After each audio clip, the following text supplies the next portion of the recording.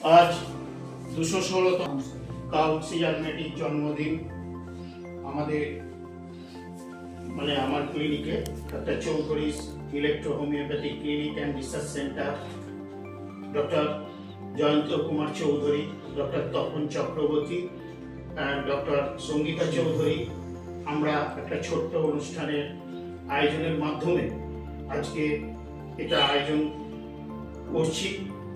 আজ আমরা doctor councillor মেডি যে অভিনব প্রচেষ্টার মাধ্যমে আমরা ব্রতী হয়েছি এবং এই electro homeopathy science, fifth medical science, এ পৃথিবীর মধ্যে সর্বশ্রেষ্ঠ মেডিকেল সায়েন্স, যেটা আমার লাইফে এবং আমার সঙ্গে যিনারা আছেন ডক্টর তপন চক্রবর্তী, ডক্টর সঙ্গীতা চৌধুরী, আমি স্পেশালি 89-এর 28শে ফেব্রুয়ারি থেকে প্র্যাকটিস শুরু করেছি।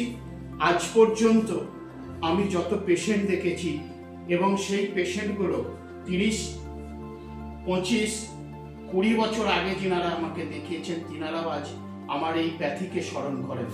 এবং আমি যখন প্রথম এই প্যাথিতে আসি তখন আমার মনে হয়েছিল যে এই প্যাথি এবং অনেককে বুঝাতে অনেক টাইম লেগেছিল, কিন্তু এখন আর সেই সময় নেই। এখন আমরা খুব লাকি সময়ে উপস্থিত হয়েছি।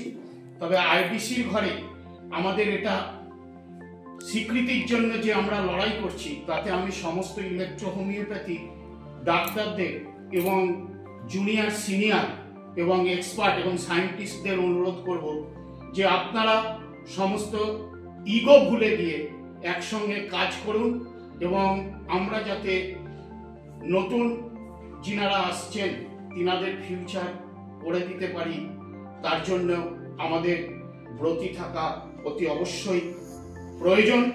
এবং ইলেকট্রো হোমিওপ্যাথি আজকে ইন্টারন্যাশনালি কিছু কাজ হচ্ছে এবং আমার ন্যাশনালিও কিছু কাজ হচ্ছে। এছাড়া আমি দেখেছি অনেক হোমিওপ্যাথি ডাক্তার বিভিন্ন হোমিওপ্যাথি ছাড়াও তিনারাও এই ইলেকট্রো হোমিওপ্যাথিতে আসছেন এবং আগ্রহ প্রকাশ করছেন। তিনাদের জন্য আমরাও খুব গর্বিত। আমরা চাইব সঠিক চিকিৎসার মাধ্যমে, সঠিক ওষুধ, সঠিক শিক্ষার মাধ্যমে আমরা এই ইলেকট্রো হোমিওপ্যাথিকে এগিয়ে নিয়ে যাব।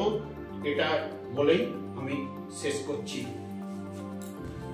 আজ ২১৬তম জন্মবার্ষিকী অনুষ্ঠানটি, তার সৃষ্টি আজ আমাদের পাথে। আমরা এই প্যাথির উপর নির্ভর করে চলেছি, আমাদের জীবন অতিবাহিত করছি। সরকার এটা অর্গানাইজ করলে খুব ভালো হয় বলে আমাদের ধারণা। আমরা চেষ্টা করছি সরকারের স্বীকৃতি দিক, নূতনত্ব ছেলেরা আমাদের এই প্যাথির উপরে এগিয়ে আসে। আমাদের এই প্যাথির এখনো পর্যন্ত বদনাম কোনো কিছু পাইনি। নির্বিষ একটা ভেষজ মাধ্যমে এই চিকিৎসা, যে চিকিৎসা মানুষের কোনো রকম ক্ষতিকারক হতে পারে না। এটা বারবার আমরা বিভিন্নভাবে প্রয়োগ করে দেখেছি, বিভিন্নভাবে পেশেন্টের উপর প্রয়োগ করেছি, যাতে পেশেন্টের কোনো রকম ক্ষয়ক্ষতি আমরা পাইনি। তাই আমরা মহামান্য দের বলবো আপনারা একটু নজর দিন, আমাদের এই চিকিৎসা যেন সরকারি স্বীকৃতি পায়। আপনি তো প্রথম কলেজের স্টুডেন্ট, তাই না? আমি প্রশান্ত বলেছি। তো আপনি আজকের দিন এসেছেন, খুব ভালো হলো। চকইদা বসেন ওখানে একটু। আমরা যখন কলেজ খুলেছিলাম তখন 92